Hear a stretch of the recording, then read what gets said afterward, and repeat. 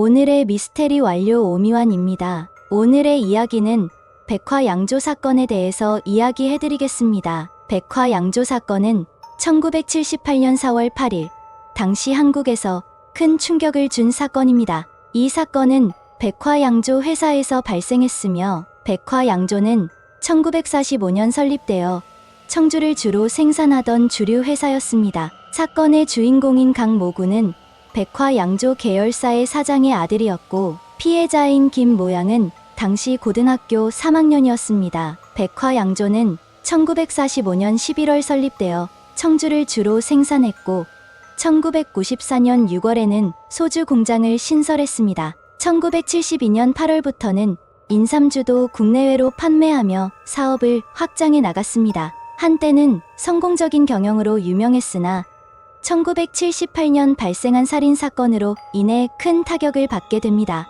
1978년 4월 8일 백화양조 실험실에서 백화양조 계열사 사장의 아들인 강모 군이 연인인 김모양을 살해한 사건이 발생했습니다. 사건의 전말은 다음과 같습니다. 배경 김양은 군산 지역에서 미모로 유명했고 강 군과는 초등학교 동창으로 연인 관계로 발전했습니다. 김양의 집안에서는 강 군이 부잣집 아들이라서 이 관계를 적극적으로 밀어주었습니다. 사건 당일 강 군은 김양과 함께 백화양조 앞을 지나가다 경비원이 없는 틈을 타 실험실로 들어갔습니다. 김양의 남자 관계에 대해 추궁하던 중 김양은 자신의 결백을 주장하기 위해 옷을 벗었으나 갑자기 경련을 일으키며 실신했습니다. 당황한 강 군은 김양이 죽은 줄 알고 사건을 은폐하기 위해 김양을 술통에 넣었습니다. 김양은 결국 익사했습니다. 강 군은 김양의 옷을 술통 앞에 두고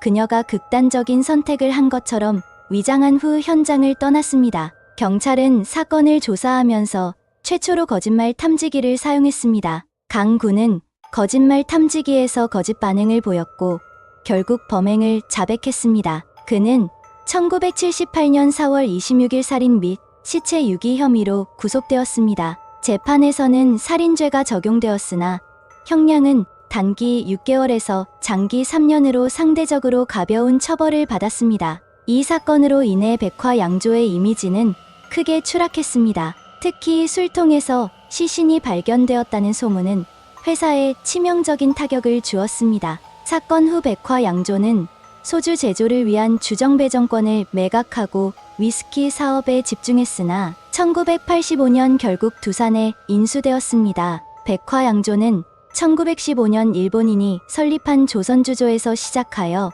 광복 후 조선양조 주식회사로 재탄생했습니다. 이후 여러 차례 이름을 변경하며 성장해왔습니다. 백화양조는 백화수복이라는 유명한 청주를 생산하며 명절 차례주로 인기를 끌었습니다. 청주 한국과 일본에서 모두 쌀로 빚은 맑은 술을 의미합니다. 한국의 전통 방식은 누룩을 사용하고 일본은 한국균을 사용합니다.